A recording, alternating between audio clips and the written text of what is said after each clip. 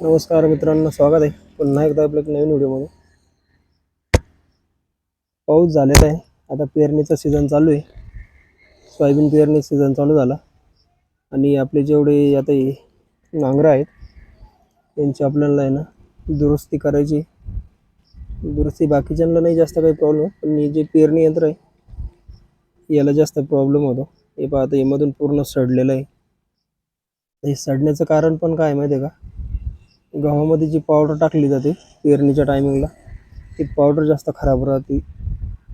त्या पावडरमुळं ही पत्रे जे आहे ना ही सडून जाते.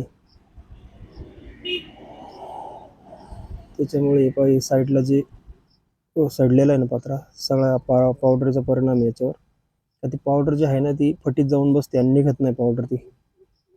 त्याच्यामुळं ही पत्रे जे आहेत पेरणी यंत्राचे खराब होत आहे. पातळ पत्र राहतं, एवढा हेवी पत्र राहत नाही. तर या पेटीला झालीत आपली तशी 4 वर्ष झाली पेटीला. 4 वर्षात खराब नव्हती व्हायला पाहिजे एवढी, कारण वरती सगळी क्लिअर आहे, फक्त खालचाच बेस त्याचा खराब झाला. त्यामुळे खोलून घेतली आणि आता दुरुस्तीसाठी देणार आहे तिला. ते खालची ज्या पट्ट्या आहेत ना या मागच्या वर्षी नवीन टाकल्या होत्या, या नाही बदलावं लागणार आहे. फक्त जे आता जे कहाणी पेटीचे खालचे आणि मधले जे पत्रे आहेत ती दुरुस्त करावं लागेल. पूर्ण गॅस वेल्डिंग होईल तिला, साधी वेल्डिंग नाही चालत. हे पेरणी यंत्र पण आहे ना व्यवस्थित दिसतंय, पण ते पण मधून सडायला लागलेलं आहे. पण हा सीझन काढून घेईल ते, पुढच्या सीझनला त्याचंही काम करून घेता येईल. ते खोलून झालेलं आहे. एक ट्रॅक्टर यायचं आहे नांगरण्याला, त्याच्यावर टाकून घेऊन जाऊया दुकानात वेल्डिंगसाठी त्याला. बाकी हे सगळे अवजार एकदम व्यवस्थित आहे. यांना जास्त काही प्रॉब्लेम नाही. त्यांचं लय झालं तर नट वगैरे तुटत आहे, पण मग नट टाकला की ते कामात येऊन जात, जास्त नुकसान नाही होत. हा ट्रॅक्टर उभा आहे तर यांना फन न्यायचं आहे. फन शिल्लक नाही, आता दुसरा ट्रॅक्टर घेऊन गेलेला आहे. आता जेव्हा तो ट्रॅक्टर येईल तेव्हा हा ट्रॅक्टर घेऊन जाईल. तोपर्यंत हा इथंच थांबून राहील. आता या पावसाळ्यामध्ये जास्त धावपळ राहते. वातावरण जसं बदलेल तसं पेरणी करावं लागते सोयाबीनची. ओला असली तरच सोयाबीन पेरली जाते.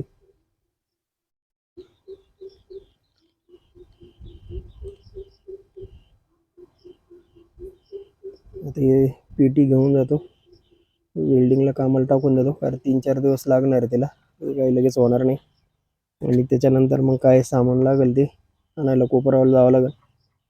आमच्या इथं काही पेरणी यंत्र सामान भेटत नाही, सामान आणायला कोपरावला जावं लागणार आहे. मधले बुश वगैरे सगळे चेंज करणार आहे आपण, तिचे आता काही ठेवणार नाही, पूर्ण नवीनच करणार आहे.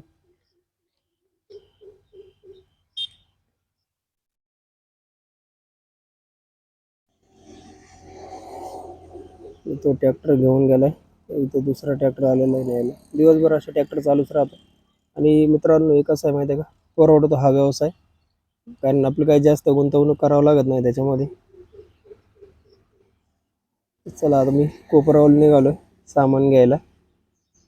इथं आपली डॉमिनर उभी आहे, रोडच्या कडेला थांबलो थोडं.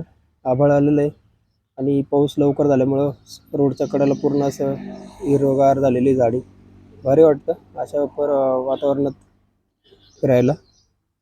तर फिरायला नाही चाललो आपण, पण मग फिरण्याचा आनंद घ्यायचा आपण याच्यातच, कामात काम होतं. आपली डॉमिनार आता कशी दिसते, मी पूर्ण बनवली ती, कमेंट करून नक्की सांगा. पहिल्यात आणि आत्ता किती फरक वाटतोय. आणि तुम्हाला मी सांगत होतो की मी जे हा व्यवसाय करतो तर हा माझा जॉईंट व्यवसाय आहे. खास मी अवजारांचा व्यवसाय नाही करत. तुम्हाला माहिती आहे माझं हॉटेल आहे, हार्डवेअर आहे, ते पाहून मी हा पण व्यवसाय करतो. 2-2.5 लाख रुपये गुंतवणूक आहे, पण मग त्यातून मोबदला पण चांगला आहे. आता मी दर तासाला आहे ना 100 रुपये प्रति तासाप्रमाणे पैसे घेतो. परवडतं मला चांगलं त्याच्यामध्ये.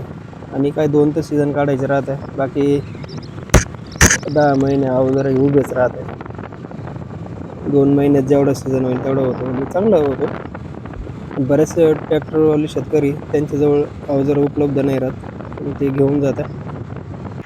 तुमच्याकडे नांगर जर असतील तर तुम्ही पण हा व्यवसाय अगदी शपथ करू शकता. आता मी किती पैसे कमावतो एका सीझनचे हे तुम्हाला मी पुढच्या व्हिडिओमध्ये सांगेन. आणि दाखवेल पण की रोजचे किती पैसे येतात, काय होतं आणि परवडतो का नाही, हे सर्व तुम्हाला मी सांगेल पुढच्या व्हिडिओमध्ये.